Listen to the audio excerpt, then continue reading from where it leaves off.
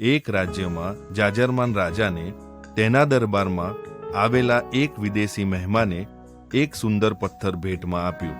રાજા તો આ સુંદર પથ્થરને જોઈને બહુ ખુશ થયા.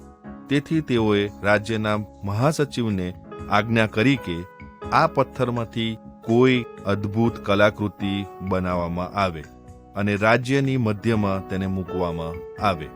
મહાસચિવ તો ગામના શ્રેષ્ઠ શિલ્પકાર પાસે ગયા અને રાજાના આદેશ મુજબ શ્રેષ્ઠ કલાકૃતિ બનાવવા જણાવ્યું અને તેના વળતર રૂપે 50 સોનાના સિક્કા આપવામાં આવશે તેવું જણાવ્યું. 50 સોનાના સિક્કા? આ સાંભળીને શિલ્પકાર ખુશ થઈ ગયો અને મહામંત્રીના ગયા પછી તરત એક ઉત્તમ કલાકૃતિ બનાવવાનું આયોજન કરવા લાગ્યો અને કામ શરૂ કરવા લાગ્યો. શિલ્પકારે એક હથોડો લીધો અને એ પથ્થરને તોડવાનો પ્રયત્ન કર્યો, પણ પથ્થર તૂટ્યો જ નહીં. શિલ્પકારે પથ્થર પર હથોડાના અનેક ઘા કર્યા, પણ પથ્થર તૂટ્યો જ નહીં. 50 વાર પ્રયત્ન કર્યા પછી તેણે એક છેલ્લો પ્રયાસ કર્યો.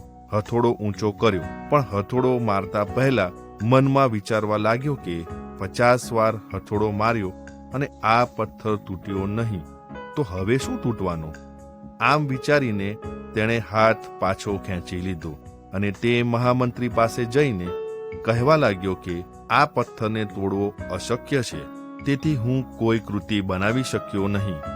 મહામંત્રીને તો રાજાની આજ્ઞા પૂરી કરવાની, તેથી એક નાના શિલ્પકાર પાસે ગયા અને તેને કામ સોંપ્યું.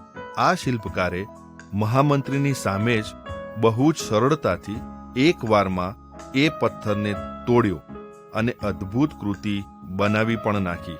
હા મિત્રો, ઘણીવાર આપણા જીવનમાં વિકટ પરિસ્થિતિ આવે ત્યારે આપણો આત્મવિશ્વાસ ડગી જાય છે અને પ્રયત્ન કરવાનું મૂકી દઈએ છીએ, પરંતુ ઈશ્વરની સહાય માંગીને એ છેલ્લા પ્રયત્નને સફળતામાં ફેરવી નાખીએ